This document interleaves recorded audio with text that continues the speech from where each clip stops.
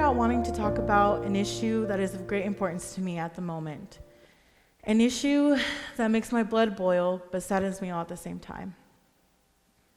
However, what I had written before was full of anger, and I soon realized that I wanted to talk about so much more.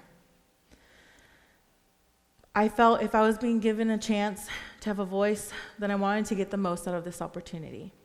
So here's my story. I don't have a story where something horrible and tragic happened to me because of my depression. There are so many more heartbreaking stories out there, and I hope you listen with an open heart and mind when hearing those stories. But my story is a little different. This is a story about how my journey with depression has made me stronger. Picture a 12-year-old girl sitting in her room and wanting to end her life and not knowing why. She so desperately wanted to understand why she felt this way, why she was always so scared, nervous, and anxious all the time. Why was she different? Truthfully, deep down, she had always known why. I was that girl. I never told anybody because I wanted to help myself first. So I did. I would research ways on how to help myself, and along the way, I figured out that my two outlets were music and writing. When I was younger, my depression was triggered by things that, as an adult, I now feel silly about because it was all about the teenage drama, boys, occasional bullies, and my two biggest triggers, school and body image. Even though these may seem silly, just remember that if you aren't now, we were all teenagers at some point, and things affected us differently than they do now. If only I could tell my teenage self to keep holding on, because life was just going to get harder. At the age of 17, I graduated high school in 2014. Life quickly began to change for me, and shortly after graduation, I started college. I began driving, began tasting freedom. A lot of things happened in that time frame. I was finally popping the bubble I was living in and exploring the world around me. While in college, I discovered a whole new level of stress. I was stressing because I so badly wanted to pass all 6 of my classes. I really wanted my parents to be proud of me. I began working my first jobs, and I learned the struggle of working and being a student at the same time. I had all this stress laying on my shoulders, and I had no idea what to do with it. And it was like this for the first 3 years of college. Nobody understood how I was feeling, and I felt guilty for complaining about having a job and going to school, but truthfully, I had no idea what I was doing. Adding on to this, my music classes were becoming a burden. I couldn't pass one class out of all of my music classes, even after taking it multiple times, and I began to feel like a failure. Failing that class multiple times changed something inside of me, and I began to lose passion in the things I used to love. Getting out of bed became harder every day. My classes weren't until 2 in the afternoon, so I would stay in bed and do nothing. When I began falling into my depression again, no one noticed because I was home alone during the day. It was my best kept secret. On top of school, I was in an emotionally abusive relationship. That relationship lasted a little over 6 years. Honestly, I'm ashamed that I had let a man degrade me the way that he did, which only added to the body image issues. He was 6 years older than I was, and even though people might say I got myself into that situation, sure, you may be right, but a real man would never call me the names that he did. Names like dumb, fat, ugly, and he said that I would look better if I dressed a certain way or if I weighed a certain amount. But long story short, I left him after 6 long years because I knew my worth and I knew that he was a toxic person in my life. Shortly after leaving that relationship, I met the man who is now my husband. I was finally happy again. After months of losing myself, I began to find the person who was hiding within me. When I met my husband, he encouraged me to stay in school and not take a break. He promised to support me in any way he could. So I decided to change my major to English. It was a whole new world for me, and I loved it. After only 6 months of dating, my husband proposed to me, and 3 months later, we were married. We've been married ever since, believe it or not.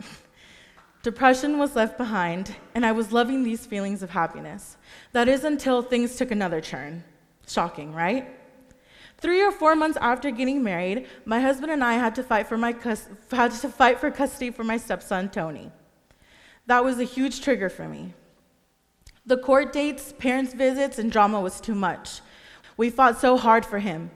No one except my parents knew about the situation, and I didn't want to talk about it because I cried every time. Cried of frustration and fear. I wasn't ready to be a mom. I felt like my whole world was being torn apart because this wasn't what I had asked for. I cried every day and it tore my husband apart. The stress and frustration of the whole process was eating me up inside. But I had to move forward, and after 6 very long months, my husband gained full custody of Tony, and from that moment on, my life changed forever. But wait, that's not all. Soon after we married, I decided to petition for my husband's green card. Remember that issue I had mentioned in the beginning? Well, this is it. We are still in the process, and it has almost been 2 years since we started, which is the normal time frame. The process isn't what gets to me, it's the what ifs.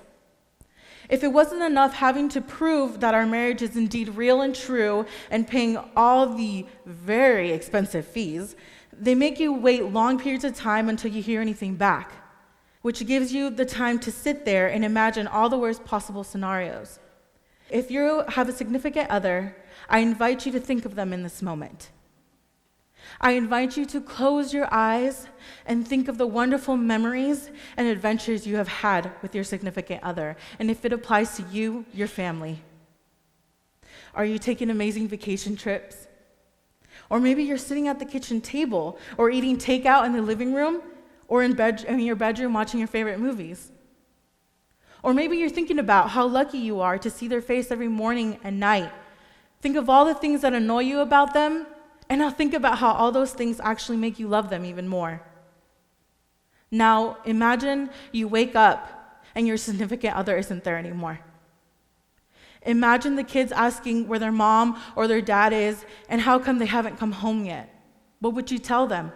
The truth? And how? Imagine that you have been separated by the only person who has ever made you happy, and even though they are still your partner, you can no longer laugh with someone. You no longer have someone to cry with, to argue with, to kiss. Now open your eyes, and I hope you realize that these are the thoughts that run through my head every day. And let me assure you, they are not the happiest of thoughts.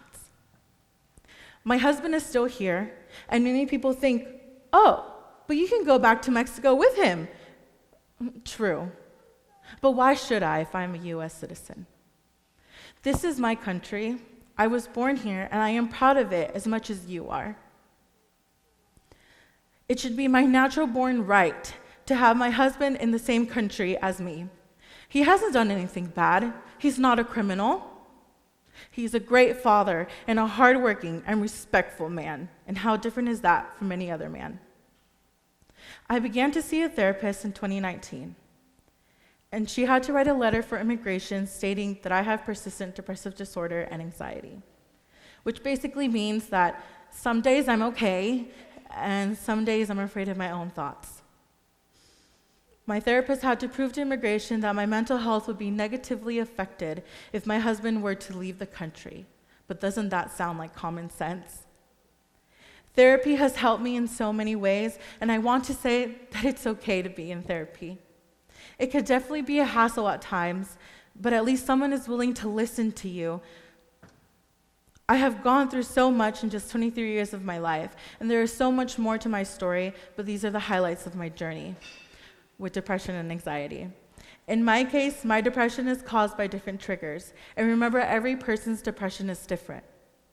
I may be going through a lot now, and I know life has many, many more things ahead for me, but just know that I am okay. Every day is definitely a battle, and I never know what it's going to bring me, but I grow stronger every day.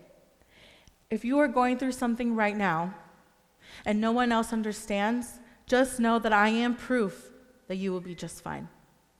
Life may have beaten me down when I was younger, but look at what I have now.